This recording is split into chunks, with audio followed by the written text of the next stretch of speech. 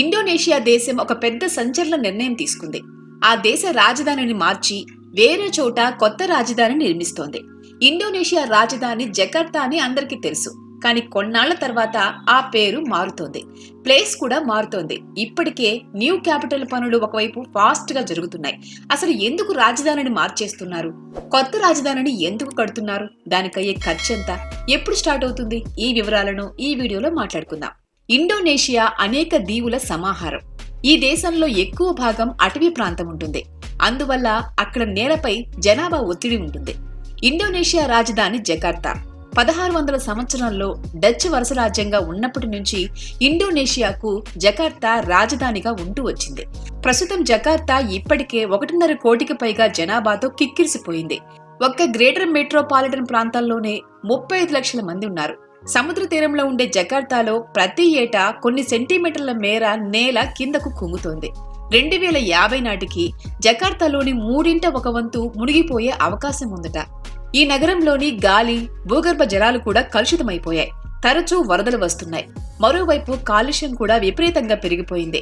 దీంతో జకార్తా భారీగా పర్యావరణ ఇబ్బందులు ఎదుర్కొంటోంది. ఏ క్షణంలోనైనా జకార్తా మునిగిపోవచ్చు కూడా. వానలు భారీగా కురిసినా కూడా సరైన నీటి సంరక్షణ విధానాలు లేకపోవటం వల్ల జకార్తా ప్రజలు భూగర్భ జలాలను బోర్ల ద్వారా తోడేస్తున్నారు. నగరం కిందకు దిగిపోయేందుకు ఇదే ప్రధాన కారణం. అందుకే రాజధానిని మార్చుతోంది ఇండోనేషియా ప్రభుత్వం. కొత్త రాజధాని కోసం 2019 నుంచి ప్రయత్నాలు మొదలుపెట్టింది. జకార్తాకు 2000 కిలోమీటర్ల దూరంలోని బోర్నియా ఐలాండ్లోని తూర్పు కాలిమాంటన్ ప్రావిన్స్ కు రాజధానిని తరలించాలని ఆ దేశం నిర్ణయం తీసుకుంది. ఈ బోర్నియా ద్వీపం ఆగ్నేసియాలోని అతిపెద్ద ద్వీపాలలో ఒకటి. ఇది కూడా దట్టమైన అడవి. ఈ భూభాగాన్ని ఇండోనేషియా, మలేషియా, బ్రూనై దేశాలు పంచుకుంటున్నాయి. అయితే వరదలు, భూకంపాల వంటి ప్రకృతి వైపరీత్యాల ప్రమాదం ఇక్కడ తక్కువ. అందుకే ఈ ప్లేస్ ను సెలెక్ట్ చేసుకున్నారు. కొత్త రాజధానిగా మారనున్న కాలిమాంటన్ ప్రాంతానికి నుసంతరా అని పేరు పెట్టారు. నుసంతరా అంటే ఇండోనేషియాలో ద్వీప సమూహం అని అర్థం. దీనికి సంబంధించిన బిల్లును కూడా ఆ దేశ పార్లమెంటులో ప్రవేశపెట్టగా సభ్యులు దీనికి ఆమోదం తెలిపారు. ఈ కొత్త రాజధాని తూర్పు కాలిమాంటన్ ప్రావిన్స్ లో దాదాపు 56,000 హెక్టార్లు విస్తరించి ఉంది. కొత్త రాజధాని నగర నిర్మాణానికి $33 బిలియన్, అంటే ఇండియా కరెన్సీలో దాదాపు 2.5 లక్షల కోట్లు ఖర్చు పెడుతున్నారు. అందులో 5వ వంతు మాత్రమే ప్రభుత్వం ఖర్చు పెడుతోంది. మిగిలిన నిధులను ప్రైవేటు పెట్టుబడుల ద్వారా ఆకర్షించేందుకు కష్టపడుతోంది. కొత్త నగరంలో పెట్టుబడి పెట్టేలా ఇన్వెస్టర్లను ఆకర్షించేందుకు ఆ దేశ ప్రభుత్వం 190 ఏళ్ల వరకు భూమి హక్కులతో సహా పలు ప్రోత్సాహకాలను ప్రకటించింది. నుసంతరాలో ప్రభుత్వ భవనాలు, ఇళ్ల నిర్మాణాలు ప్రస్తుతం వేగంగా సాగుతున్నాయి.